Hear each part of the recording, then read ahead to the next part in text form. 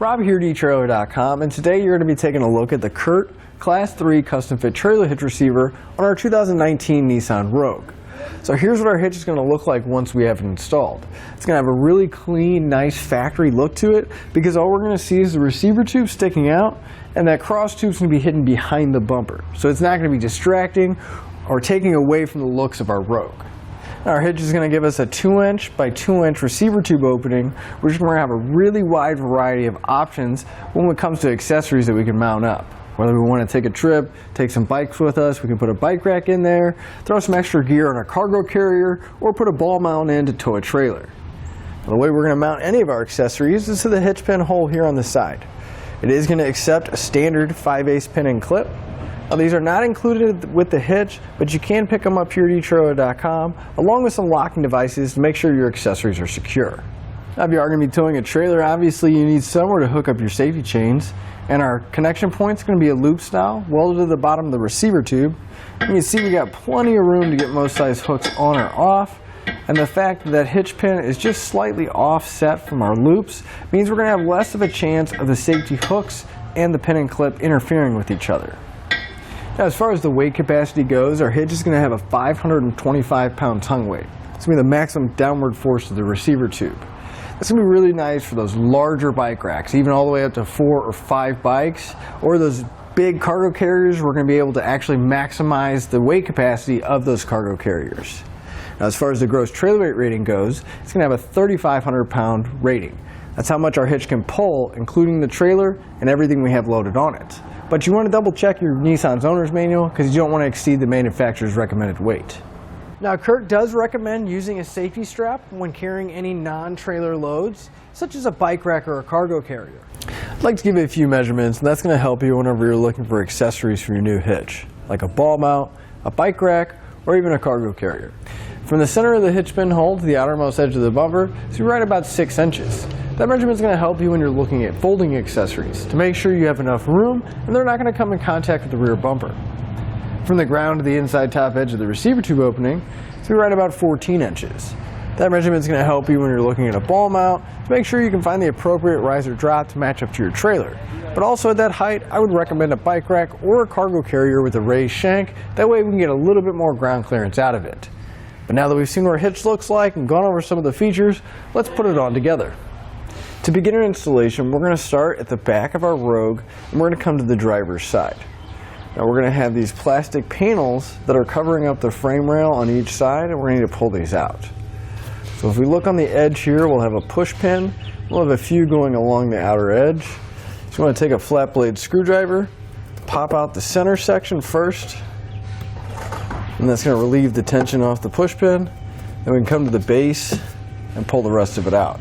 We're going to work all the way around the edge, pulling all the push pins out. Now we're going to have one more plastic fastener. It's going to be all the way towards the front of the vehicle, right by our rear axle here. Now we're going to take a Phillips screwdriver and we're just going to very loosely and gently unscrew that push pin. And once that center comes out, should be able to kind of pull down on the panel a little bit while we're unscrewing it, and it'll pop out.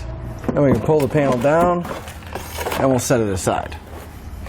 Now on the passenger side, we're going to have another appearance panel we're going to have to pull down, and the push pin fasteners as well as that plastic fastener are all going to be in the same position. So we'll pull those out as well.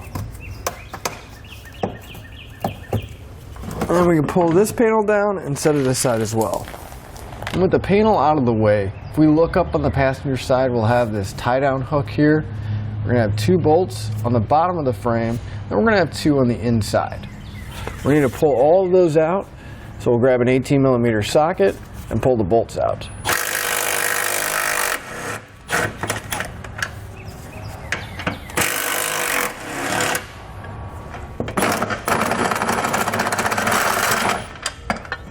We'll pull our tie-down hook down, and this is not going to get reinstalled. Now we're back on the driver's side frame rail here, and you'll see that we have 3 threaded holes that are on the bottom of the frame. Those are going to be our 3 mounting locations on this side. I'm going to come back and I'm going to spray a little bit of spray lubricant into the holes. Then I'm going to take a nylon tube brush. I'm going to clean them out, make sure there's no dirt, debris, or rust in there. And that way we make sure that we're not going to cross-thread the bolts when we put them in. You want to clean out each one of the holes, the 3 on the driver's side, as well as the 2 on the passenger side. And once you have all the weld nuts clean, you want to grab one of the bolts from your kit. And we're going to make sure that we can easily thread it in by hand so they're not going to cross-thread. Not a bad idea to go back and check each one of the weld nuts. And once you know that it threads in easily, we can grab our hitch. But since it's going to be easier to show you without the hitch here, we'll show you the combination of hardware we're going to use. We'll have one of the bolts, and then we're going to have a conical tooth washer. They're going to have teeth on there. You want to make sure they're facing up towards the hitch. We'll go through the hitch and go into the weld nut on the frame. Now with an extra set of hands, we're going to lift our hitch up. You want to go over the exhaust on the driver's side first. And then we'll lift our hitch to where the holes line up with the weld nuts in the frame. Then you want to get at least one bolt started.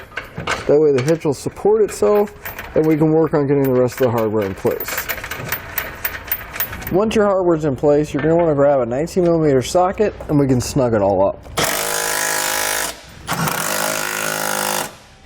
Then we'll come back and we're going to torque all of our hardware down to the specified amount in the instructions. You want to go back and repeat that for any remaining hardware you have. We can grab our passenger side panel and we can put it back in place. Just want to line everything up. And then we can start replacing the push bits.